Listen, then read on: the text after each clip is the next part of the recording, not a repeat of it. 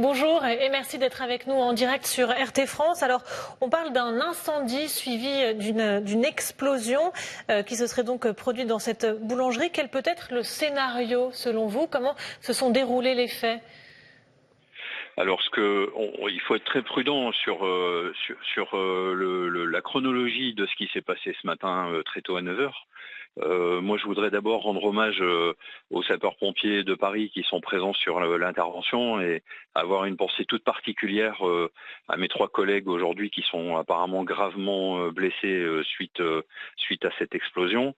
Ce qu'on sait de cette intervention, c'est que les sapeurs-pompiers ont été appelés ce matin pour une odeur de gaz à l'adresse de la boulangerie et que les sapeurs-pompiers se sont engagés sur cette intervention comme ils le font avec toutes les précautions nécessaires eu égard à la dangerosité de ce type d'intervention pour fuite de gaz, puisque c'est pas la première fois qu'on a malheureusement à connaître des victimes sur ce type d'intervention.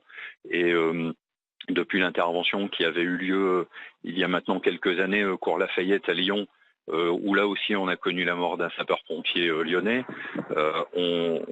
ces interventions pour fuite de gaz connaissent un protocole vraiment spécifique et particulier qui permet d'intervenir avec un maximum de sécurité, ce qui n'empêche pas ce qu'on a connu ce matin.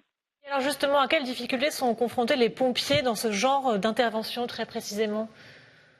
Alors la difficulté, c'est de connaître l'origine de la fuite. Si c'est une fuite de gaz, il faut absolument connaître le point d'origine de la fuite. Et ensuite, le gaz, quand il se répand, peut provoquer des nappes, des poches, et en sous-sol, en cave ou dans certaines conduites techniques, ce qui peut provoquer des explosions parfois un peu éloignées de l'origine de la fuite. Ensuite, il faut faire les relevés nécessaires pour connaître justement la plage d'explosibilité qu'on connaît du gaz, à savoir si on est dans une zone de plage d'explosibilité dangereuse ou pas.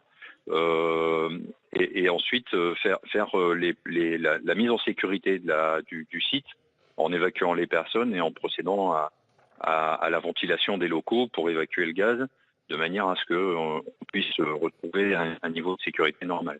Frédéric Monchy, merci beaucoup pour votre réaction. Je rappelle que vous êtes vice-président du syndicat national des sapeurs-pompiers.